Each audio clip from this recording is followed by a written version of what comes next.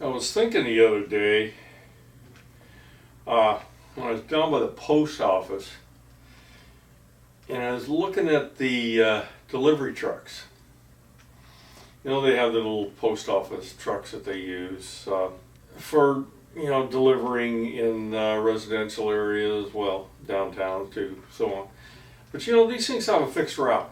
If you wanted to operate the most economical, longest lasting vehicles to be used for delivery purposes, electric would be by far the best.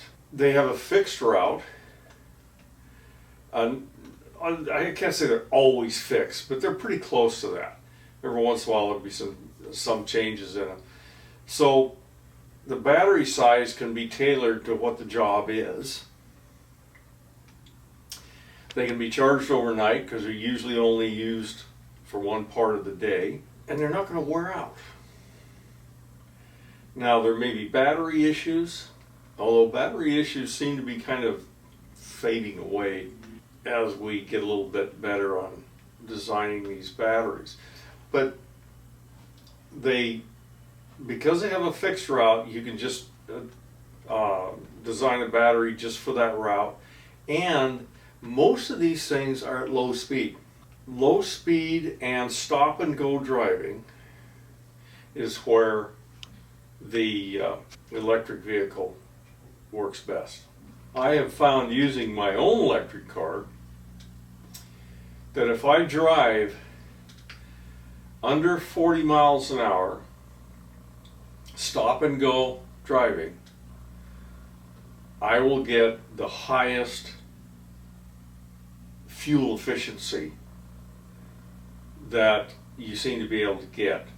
Where, let's say I'm driving on the freeway, highway speed 70 miles an hour, I may get 3.2 to 3.5 miles per kilowatt.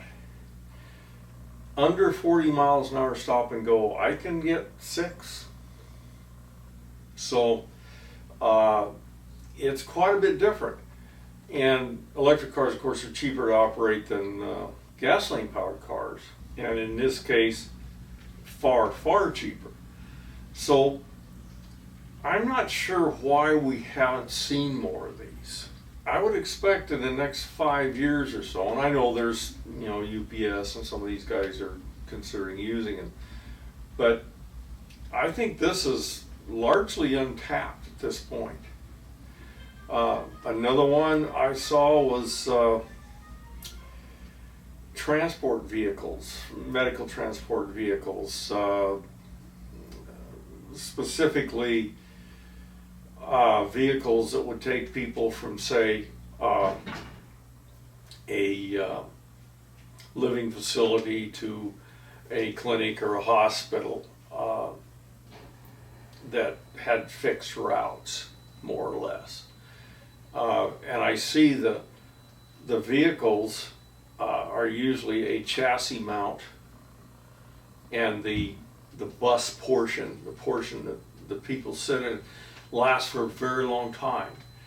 But the chassis don't. They wear out.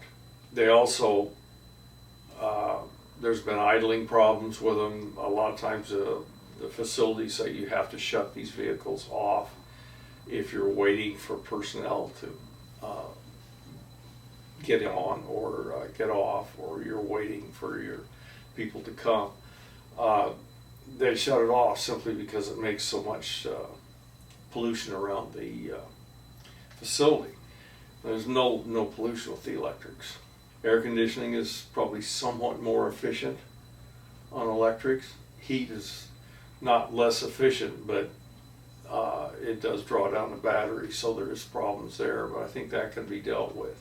But the delivery vehicle option for electric, I think, has been largely overlooked.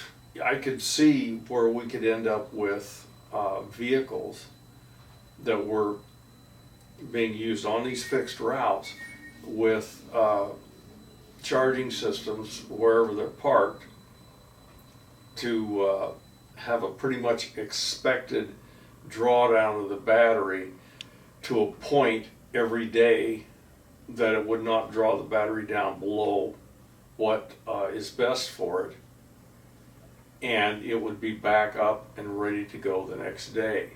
And if you were to charge, say, from 85% and then drop down to around 40% every day, that battery very possibly could last very, very long. And you may, instead of wearing out chassis, you actually wear out the bus itself, and it just finally falls apart.